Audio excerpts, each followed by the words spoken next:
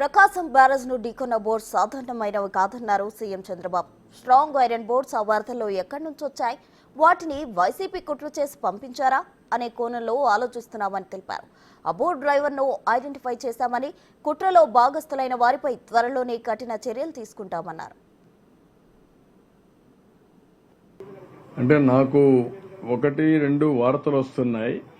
నేను కూడా మా వాళ్ళందరినీ అలర్ట్ చేస్తున్నాను. మీకు కాంక్రీట్ ఇన్ఫర్మేషన్ ఉంటే పలాంది ఇక్కడ జరిగిందంటే డెఫినెట్గా ఫర్మ్గా తాట తీస్తాం. వాళ్ళని ఏ విధంగా ట్రీట్ చేయాలో ఆ విధంగా ట్రీట్ చేస్తాం. దీనికంటే ద్రోహం ఇంకోటి లేదు. ఎవరైనా సరే అలాంటి బ్యాచ్ ఉంటే మాత్రం జాగ్రత్తగా ఉండండి, కబద్దారి హెచ్చరిస్తున్నా. ఇది నాకు ఒక అనుమానం కూడా ఉంది.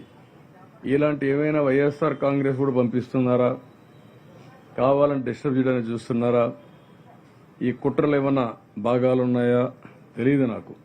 నేను ఆధారాలు లేకుండా ఇది పెట్టను.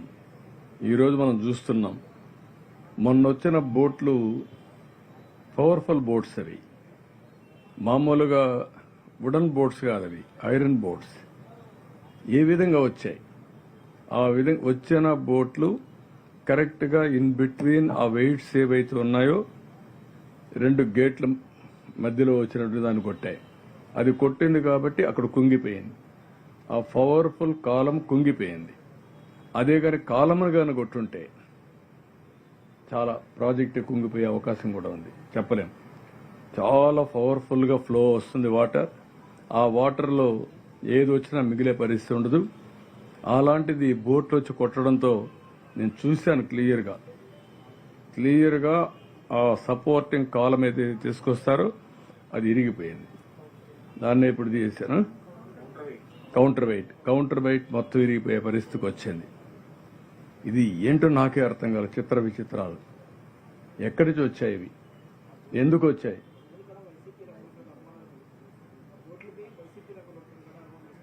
అనుమానం వచ్చింది. ఆ బోట్ ఓనరు వాళ్ళ ఫోటోలు కూడా ఉన్నాయి, అవి కూడా ఉన్నాయి. ఈ అనుమానాలన్నీ ఏ విధంగా మనం వీళ్ళు ఫస్ట్ డే నుంచి చూస్తున్నా. ఎప్పుడూ నా చరిత్రలో, రాజకీయ చరిత్రలో ఏ రాజకీయ పార్టీ కూడా ఈ విధంగా ఒక విన్యాసాలు చేసిన సందర్భాలు లేవు. ఫస్ట్ డేనే ఫెయిల్